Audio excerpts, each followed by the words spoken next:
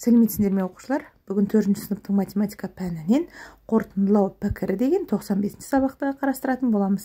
Сабақты бастамас бұрын подписаться батырмасын басып, тіркелуді, лайк басып, комментарий жазуды, сыныптастарыңмен ссылкасымен бөлісуді достарыңменен ұмытпаңдар дегім келеді. Бірінші тапсырмада балалардың түс бағдарларының түсі алуан түрлі. Қызғылт, сары, қызыл және көк. Балалардың айтқан барлық пікірлері жалған болса, кімде қандай түс бағдар екендігін анықта дейді. Менің түс бағдарым қызғылт, сары, менің түс бағдарым көк, менің түс бағдарым қызғылт, сары емес депті. Олай болса, үшінші қыз балада қызғылт, сары болады. Екінші ұл балада көк емес болса, онда ода қызыл түс болады да, бірінші қыз балада көк түс болады. Екінші тапсырмада суреттегі барлық фигуралар тік төртбұрыш деген пікір тұр. Қалай ойлайсың, бұл сөз айтқан кім? Шыншыл ма әлде өтірікші ме? Эйлер дөңгелегін дәптеріңе сал, Эйлер дөңгелегіне нысандар жиынын белгіле дейді. Яғни Эйлер дөңгелектері неліктен бұлай орналасқанын түсіндір дейді. Эйлер дөңгелегінде төрт бұрыштар, тік бұрыштар және шаршылар деп белгіленген екен. Енді суретке қарап тұратын болсақ, онда барлық фигуралар төрт бұрыш деп өтірікші айтқанын білеміз. Себебі ішінде көк түсті фигура тік төрт бұрыш емес екені көрініп тұр.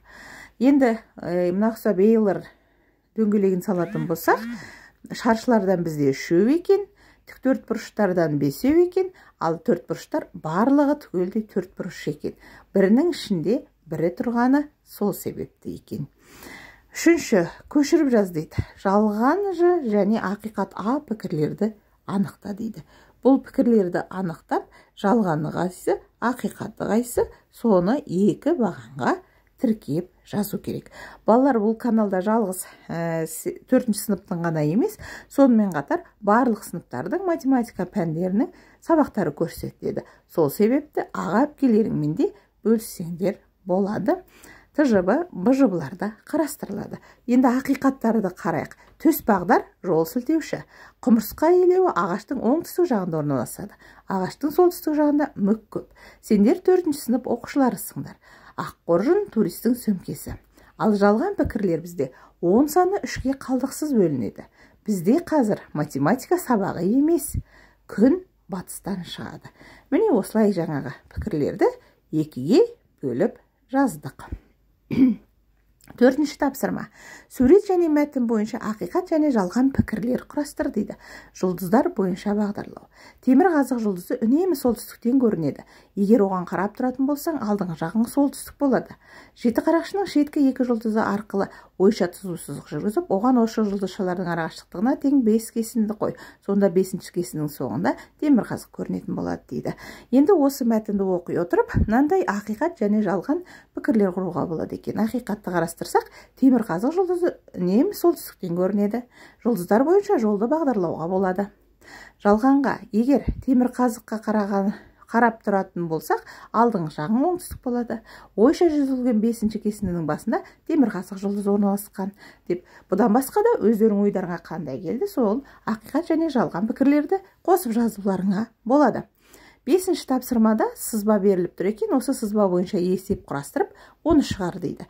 Сызбаға қарасақ, автобуспенен жеңіл автокөліктің суреті беріліп тұр екен, яғни екеуінің де жылдамдығы беріліп тұр, және олардың бірін-бірі қуып жету қарақашықтығы беріліп тұр да, бізде белгісіз болып тұрған уақыт екен.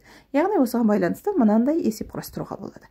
Бір елді мекеннен бір бағытта 70 км/сағат жылдамдықпен автобус және 100 км/сағат жылдамдықпен жеңіл машина шықты. Неше сағат өткен соң екеуінің арақашықтығы 90 км болады.